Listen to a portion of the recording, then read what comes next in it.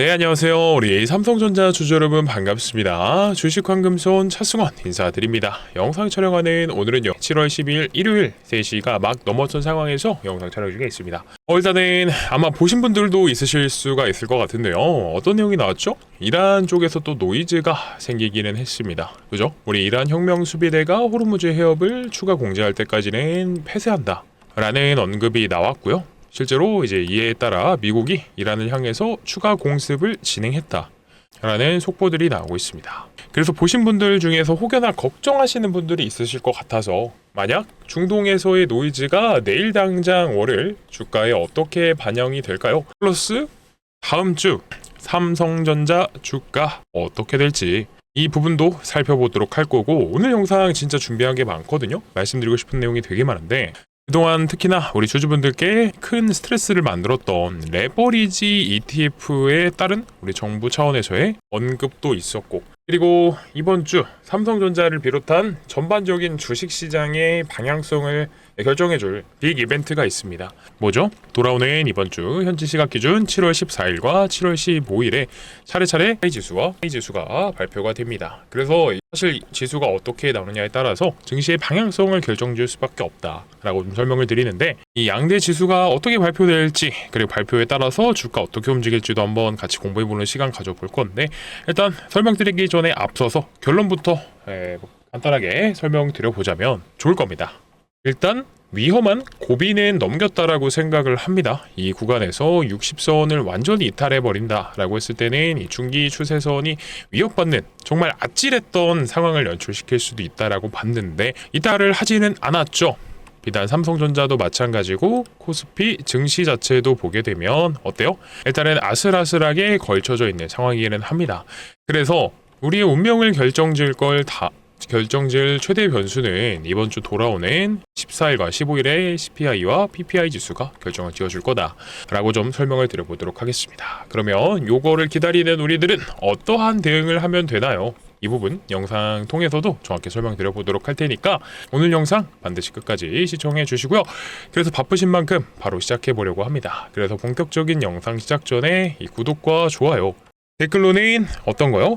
우리에게 5, 6, 7월 동안 크나큰 스트레스를 만들어줬던 주된 요인 이 레버리지 반대합니다 라고 레버리지 반대 댓글 한 번씩만 꼭 좀 같이 적어주시면서 우리 이 400만 주주의 입장을 꼭 전달했으면 좋겠습니다. 특히나 구독, 좋아요, 댓글을 오늘 같은 주말에 꼭 달아주셔야 되는 이유가 있습니다.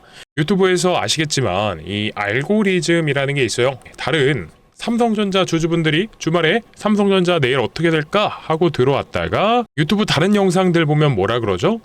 삼성전자 끝났다, 반도체 고점이다, 다 팔고 떠나라, 이런 식으로 시장에 쓸데없는 공포 분위기를 조성합니다. 그래서 다른 유튜버 영상 보고 다른 우리 주주분들께서 투매하시지 않도록, 흔들리시지 않도록 제가 꽉 잡아 드릴 테니까 적어도 삼성전자가 이 올라가는 앞길을 막지 말자라는 차원에서 다른 분들께도 추천 영상으로 뜰 수 있도록요, 이 구독과 좋아요, 댓글, 레버리지 반대 절실하게 꼭 좀 부탁드리도록 하겠습니다. 그래서 바로 좀 시작을 해보도록 할 건데요. 일단 첫 번째, 이 가장 궁금해하셨던 혹은 이제 지금 좀 시끄러운 얘기가 여러 개 있습니다만, 어제 영상 뭐 기억하시죠? 이 ADR 특수에 따른 돌아오는 월요일 반도체 종목들 좋게 출발할 겁니다. 일단 장 마감까지 해서 메이저 수급들인 외인과 기관의 실시간 수급 동향 살펴봐야겠지만, 어떻게 종가 마감하는지도 봐야겠지만 일단 출발은 좋을 겁니다. 그리고 이것도 이제 레버리지 ETF에 대한 정부의 관심도가 매우 증가했다라는 점을 미루어 보았을 때 어떠한 정부 차원에서의 규제라든지 변화가 있지 않을까, 이 부분도 살펴보도록 할 거고, 그리고 지금 일단 가장 첫 번째로 말씀드려야 되는 건 어쩔 수 없이 중동이기는 하거든요. 근데 아까 영상 앞부분에서 살짝 보여드려봤지만 중동의 노이즈가 발생을 하기는 했어요. 오늘도 뭐 마찬가지로 중동 노이즈 발생하면 가장 먼저 보셔야 되는 게 뭐라고 했죠? 두 가지 항상 기억하셔야 됩니다. 첫 번째는요, 유가겠죠? 유가가 바로 튀어오릅니다. 중동에서 문제가 생기면.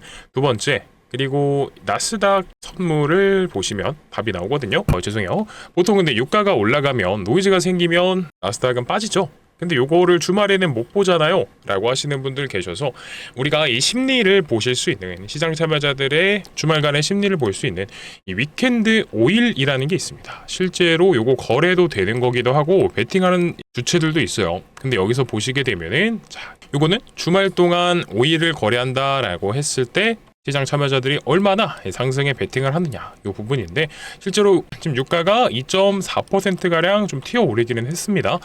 근데 요거 윗골이 잡히고 사실 살짝 내려온 거기는 해요. 오늘 보시면 아시겠지만. 그래서 한때 조금 더 높은 상승폭을 보여줬었지만 윗골이 달리고 안정화가 되어가고 있다 정도로만 보고 계시면 될 것 같고, 나스닥은 어떻죠? 자, 주말 나스닥 볼 건데요. 자, 0.32%가량 빠지고 있기는 합니다. 일단 당연히 중동에서 노이즈가 나왔고 이란 혁명 수비대가 호르무즈를 잠그니 많이 라고 또 떠들어도 시장 참여자분들이 이제는 뭐 증시가 더 이상 크게 반영을 하지 않을 겁니다.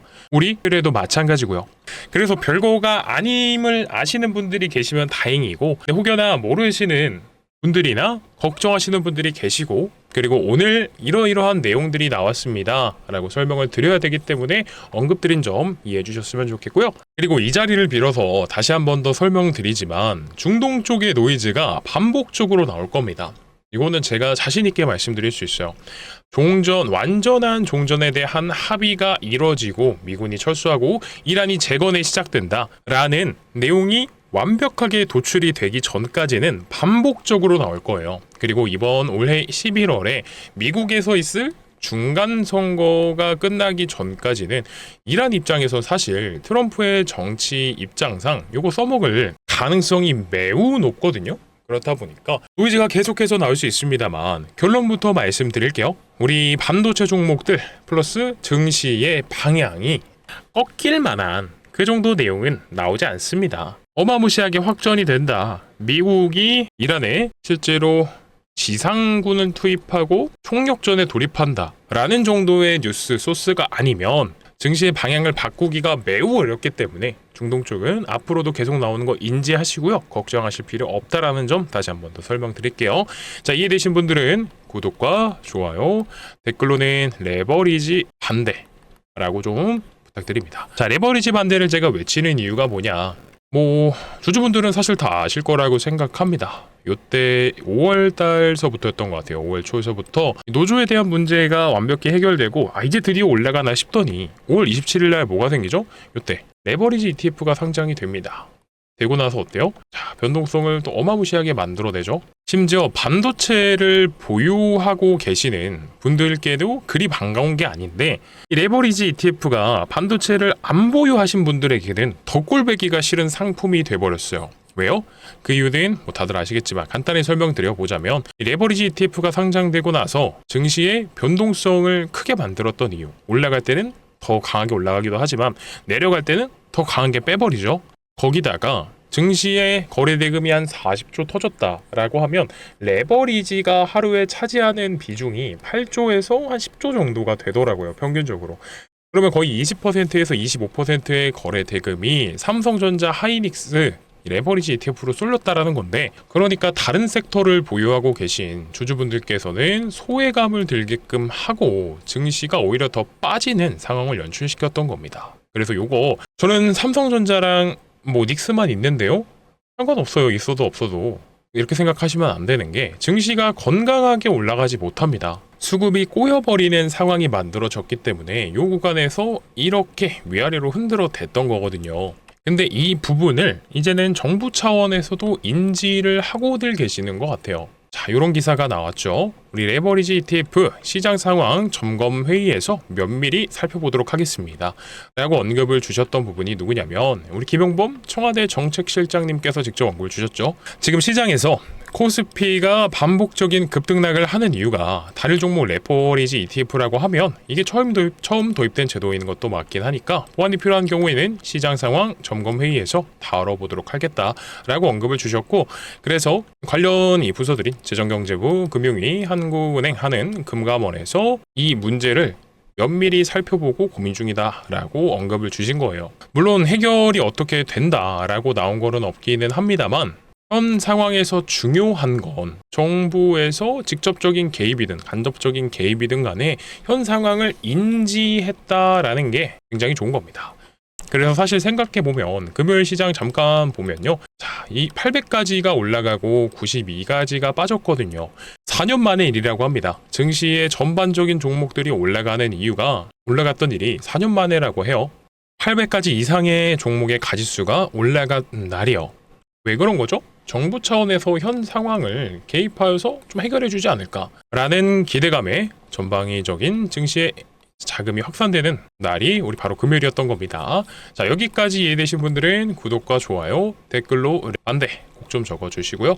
자, 그러면 어떠한 내용들이 오가고 있느냐? 이 기사에서 좀 나오고 있더라고요. 설명을 드려보도록 하면, 자, 기본 예탁금을 일단 금융당국이 문제를 해결하겠다라고 해서 언급되는 개선 방안이 무엇이냐라고 하면, 일단 기본 예탁금을 지금은 1,000만 원이죠. 레버리지 ETF를 투자하려면. 근데 요거를 5,000까지 올린다라고 하고, 그리고 의무교육 확대랑 단일 종목 레버리지 제한이 있다라고 하는데, 여기서 이제 제 개인적인 견해도 설명을 드릴 건데, 그 전에 앞서서 일단 요런 식의 조정이 있을 것이다 라고 하는 것 자체는 좋은 거죠. 정부에서도 이 의지를 표명하고 있다라는 점, 현 상황에서의 증시의 변동성이 문제가 되는구나 라는 상황을 정확히 알고 있다라고 하는 게 중요한 거기도 한데, 하나씩 면밀히 따져보면 사실 1,000만 원에서 5천만 원을까지 올린다?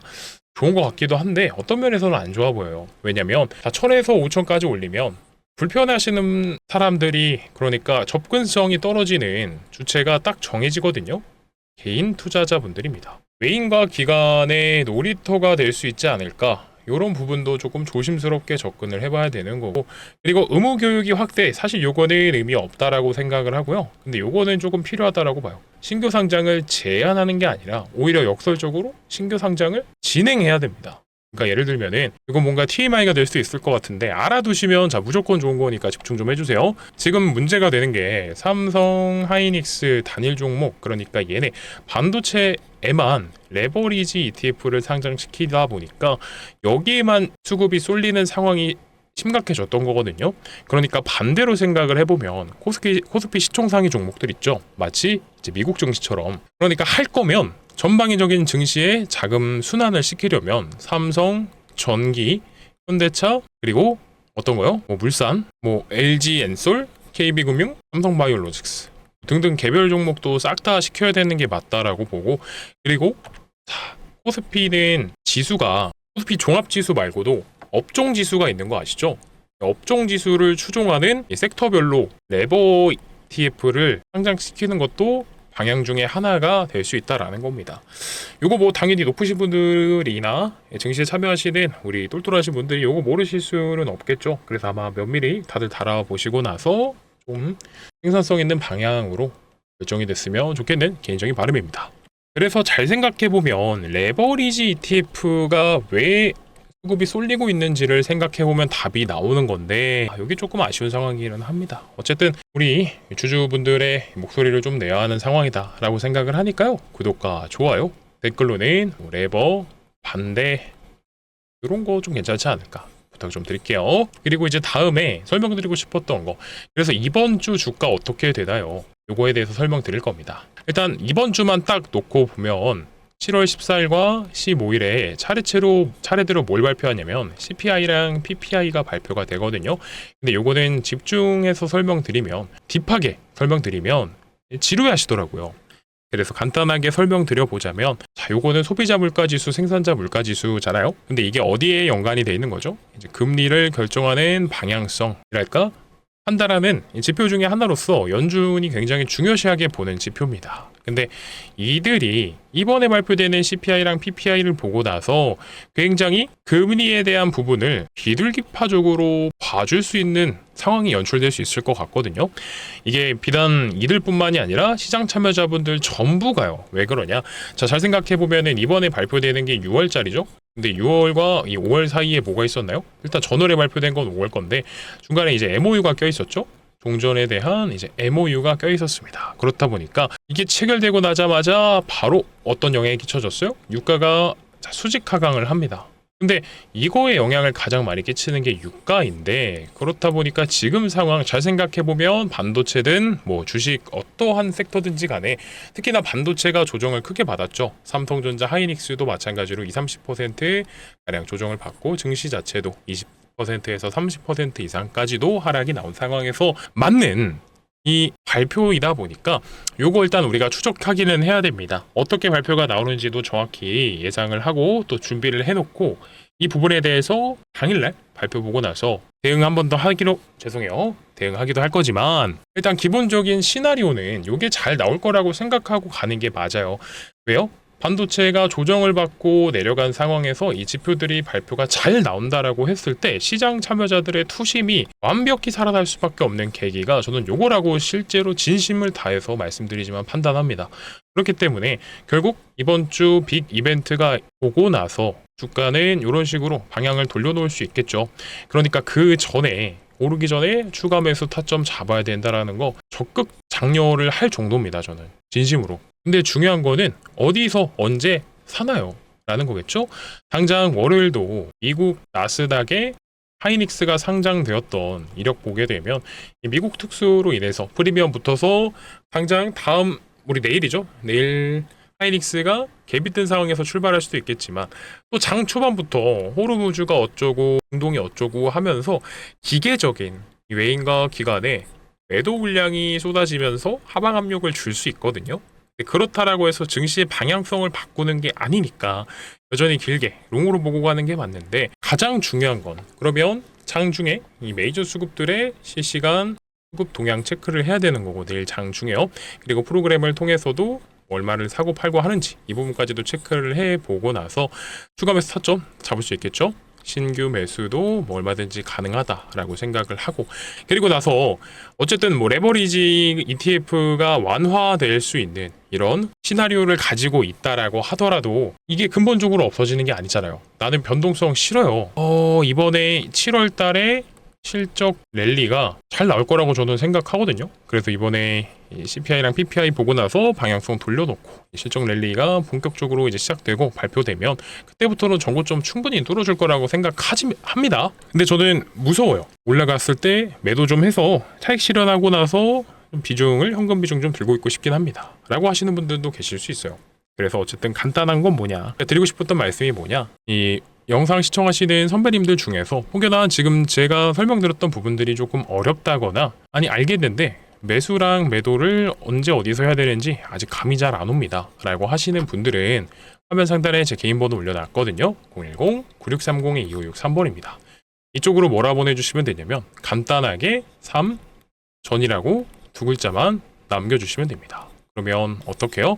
적어도 우리 구독자분들, 주주분들만큼은요, 삼성전자에 대한 매도와 매수에 대한 관점, 타점, 실시간 대응을 단체 문자 통해서 우리 선배님들만큼은, 구독자분들만큼은요, 삼성전자의 고점에서 매도하실 수 있는 그날까지 반복적으로 공유 드리도록 할 겁니다.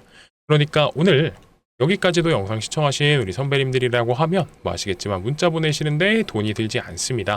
그리고 특히나 내일 아침이 저는 중요할 수밖에 없어요 라고 판단을 하는 게, 내일 오전에도 타점 나올 것 같기는 하거든요. 근데 장 초반에는 조금 더 지켜보셔야 된다 라고 말씀을 드리고 싶은 게, 하이닉스 상장 보고 갭이 한 1-2% 정도 떠서 시작할 것 같기는 하거든요. 근데 장 초반에, 물론 이거는 제가 본 게 아니라 예상을 하고 있는 거지만 실시간으로 보면서 대응을 해야겠지만, 일단은 외인과 기관이 어느 정도 또 하방 압력 줄 수 있을 거라고 판단합니다. 그래서 앞전에 이틀여간 개인 투자자분들이 매도하셨던 거를 봤을 때 이제는 다시 개인 투자자분들이 매수를 좀 하면서 물량을 받아낼 구간이 월요일이다라고 판단을 하는데요. 그러니까 이런 식으로 갭이 떠서 시작하지만 결국 윗골이 달리면서 이런 식으로 종가 마감할 가능성도 있기 때문에 우리가 이 윗골에서 잡는 거는 조금 아깝다. 그렇기 때문에 남들보다도 1%, 2%라도 더 높은 가능성에서 우리는 유리한 위치에서 같이 대응했으면 하니까요. 오늘만큼은 꼭 3전이라고 보내셔서 선배님들이 먼저 매수든 매도든 손가락 누르시기 전에 요청이라도 하셔서 대응 방법 확인이라도 해보셨으면 좋겠어요. 아셨죠? 자, 구독이랑 좋아요, 댓글, 레버, 반대 달아주시는 우리 선배님들 전부 다 무료로 공유드리고 있으니까 꼭 참여라도 하셨으면 좋겠습니다. 그리고 영상 아직 안 끝났고요. 제가 좀 추가적으로 여기까지도 영상 시청해주신 우리 선배님들 위해서 선물을 하나 가져왔습니다. 선물이라고 하면 주식하시는 분들한테 선물이면 당연히 종목이겠죠. 최근에 삼성이 이런 기사를 내보냅니다. 최근에 이 삼성전자가 이런 기사를 내보내거든요. 이 로봇 사업을 재편한다라고 하면서 언급이 나왔었는데, 근데 이 기사의 핵심 내용이 뭐냐면 신규 인수합병을 추진한다라는 거예요. 뭐 아시겠지만 삼성이 인수하는 기업 레인보우 생각나시죠? 레인보우 몇 배 갔죠? 70% 넘게, 70배 넘게 갔습니다.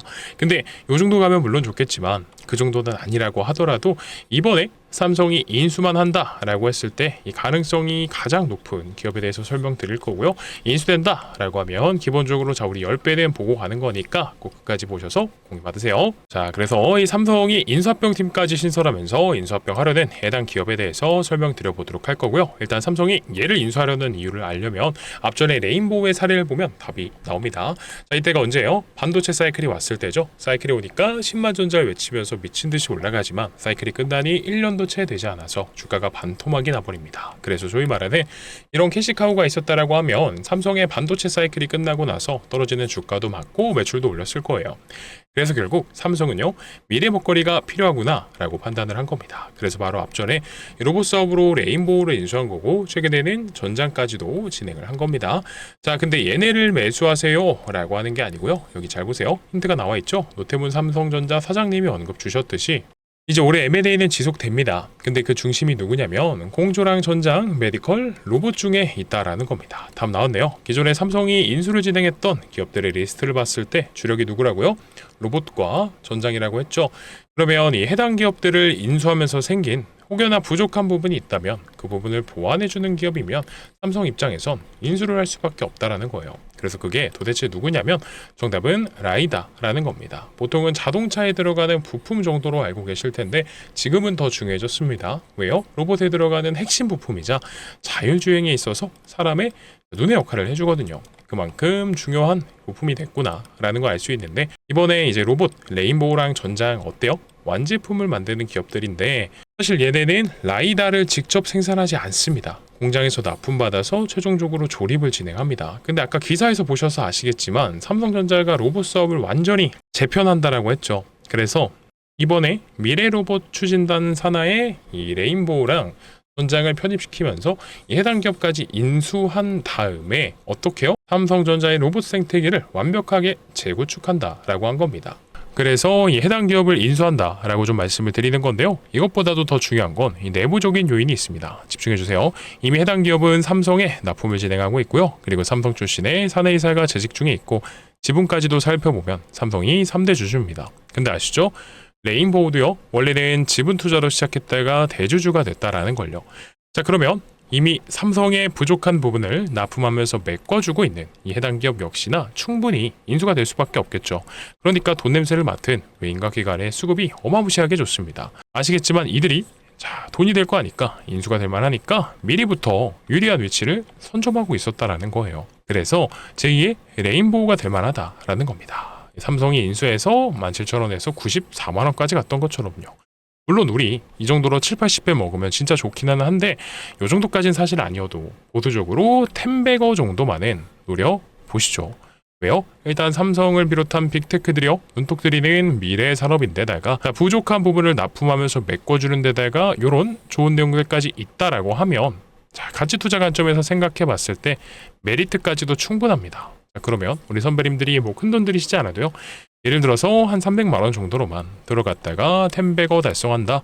인수합병 된다라고 하면 얼마예요? 3천만 원입니다.